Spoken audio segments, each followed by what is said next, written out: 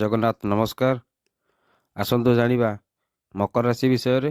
2025 ମସିହାରେ ମକର ରାଶି ଜାତକମାନଙ୍କ ପାଇଁ ବର୍ଷ ଆରମ୍ଭରୁ ସନ୍ତାନ ଭାବରେ ବୃହସ୍ପତି, ବିକ୍ରମ ଭାବରେ ରାହୁ, ଧନ ଭାବରେ ଶନି ଅବସ୍ଥାନ କରୁଛନ୍ତି।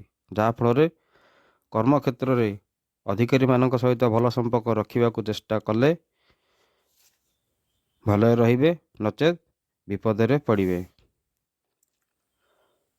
ଭଲ ସମ୍ପର୍କ ରଖିଲେ କ୍ୟାରିୟର ସକାରାତ୍ମକ ପ୍ରଭାବ ପଡ଼ିବ। ଚାକିରିରେ ପଦୋନ୍ନତି ହୋଇପାରେ। କର୍ମରେ ଉନ୍ନତି ସହିତ ଯଶମାନ ବଢ଼ିବ। ରାଜନୀତି କ୍ଷେତ୍ରରେ ଅଧିକରୁ ଅଧିକ ଲୋକ ସମର୍ଥନ ପାଇ ବରିଷ୍ଠ ନେତାଙ୍କ ସ୍ନେହର ପାତ୍ର ହେବେ। ସାହାଯ୍ୟ, କଲ୍ୟାଣ, ଧର୍ମାନୁଷ୍ଠାନ, ମଠ ମନ୍ଦିର ମାନଙ୍କରେ ଯୋଗଦାନ କରି ସମ୍ମାନିତ ହେବେ। ପ୍ରିୟଜନମାନଙ୍କୁ ଆର୍ଥିକ ସାହାଯ୍ୟ ସହଯୋଗ କରିବା ଦ୍ୱାରା ସାମାଜିକ ପ୍ରତିଆରେ ବଢ଼ିବ। ସେୟାର ବଜାର, ଜୁଆ, ଲଟେରୀ, ପ୍ଲାଷ୍ଟିକ, ଚମଡ଼ା, ଠିକାଦାରୀ, ରାସ୍ତା, ଗୃହ ନିର୍ମାଣ, ମୋଟର ପାର୍ଟସ, ପେଟ୍ରୋଲିୟମ ପଦାର୍ଥ ଓ କୋରିଅର, କୋଇଲା, କୋଳଥ, ଖାଦ୍ୟଦ୍ରବ୍ୟ, ଖାଇବା ତେଲ, ଧାତୁ, ବସ୍ତ୍ର, ଚଳଚ୍ଚିତ୍ର, ଔଷଧ ଆଦି ବ୍ୟବସାୟ କରୁଥିଲେ କିମ୍ବା ଏହି ସଂସ୍ଥାରେ କାର୍ଯ୍ୟ କରୁଥିଲେ ବା କର୍ମରତ ଥିଲେ ବିଶେଷ ଲାଭବାନ ହେବେ।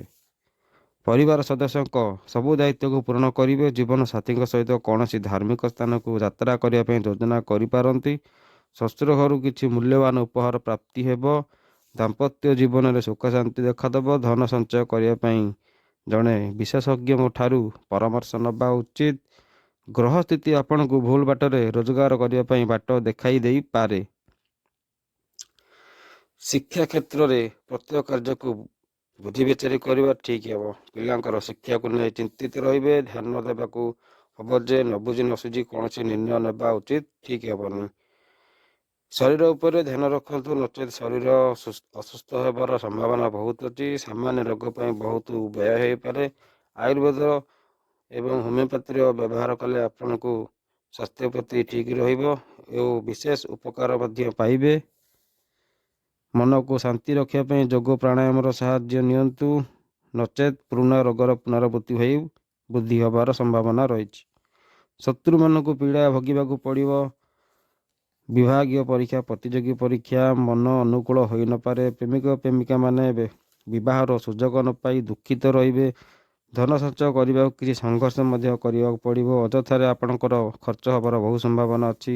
ବୈବାହିକ ଜୀବନରେ କିଛି ସମସ୍ୟାର ସମ୍ମୁଖୀନ ହେବାକୁ ପଡ଼ିବ। ପାରିବାରିକ କ୍ଷେତ୍ରରେ ସାମାନ୍ୟ ସମସ୍ୟା ସୃଷ୍ଟି ହୋଇପାରେ। ନିଜର କ୍ରୋଧକୁ ନିୟନ୍ତ୍ରଣ କରିବାକୁ ଚେଷ୍ଟା କରନ୍ତୁ। ଯେକୌଣସି କଥାକୁ ଅଧିକ ଚିନ୍ତା ନ କଲେ ଚିନ୍ତାରୁ ମୁକ୍ତି ପାଇପାରିବେ ଏବଂ ଶରୀରର ସୁସ୍ଥ ରହିବ। ଏହି ଅଶୁଭତ୍ୱକୁ ଖଣ୍ଡନ କରିବା ପାଇଁ ଶୁଭତ୍ୱକୁ ଲାଭ କରିବା ପାଇଁ ପ୍ରତ୍ୟେକ ଶନିବାର କାଉ ପାରାଙ୍କୁ କିଛି ଖାଇବାକୁ ଦିଅନ୍ତୁ। ସର୍ବଦା ନୀଳ ରଙ୍ଗର ରୁମାଲଟିଏ ପାଖରେ ରଖନ୍ତୁ। ପ୍ରତ୍ୟେକ ଗୁରୁବାର ଅଶ୍ୱତ୍ଥ ବୃକ୍ଷ ମୂଳେ ଗୁଡ଼ ଥୋଇ ପ୍ରଣାମ କରନ୍ତୁ। ପ୍ରତ୍ୟେକ ଦିନ ମା, ବାପା, ଜେଜେମା, ଜେଜେବାପା, ଗୁରୁଜନମାନଙ୍କୁ ପ୍ରଣାମ କରନ୍ତୁ। ପ୍ରତ୍ୟେକ ବୁଧବାର ପାଣିରେ ଦହି ଟିକେ ମିଶାଇ ଗାଧାନ୍ତୁ। ନିଜର ଜନ୍ମଦିନରେ ଗଛଟିଏ ଲଗାଇ ଯତ୍ନ ନିଅନ୍ତୁ। ତାହେଲେ ଦେଖିବେ ବର୍ଷଟି ବହୁତ ଭଲ ଭାବରେ କଟିବ ଏବଂ ରିଷ୍ଟ ନିଷ୍ଟ କଷ୍ଟ ସବୁ ଖଣ୍ଡନ ମଧ୍ୟ ହେବ। ଜୟ ଜଗନ୍ନାଥ।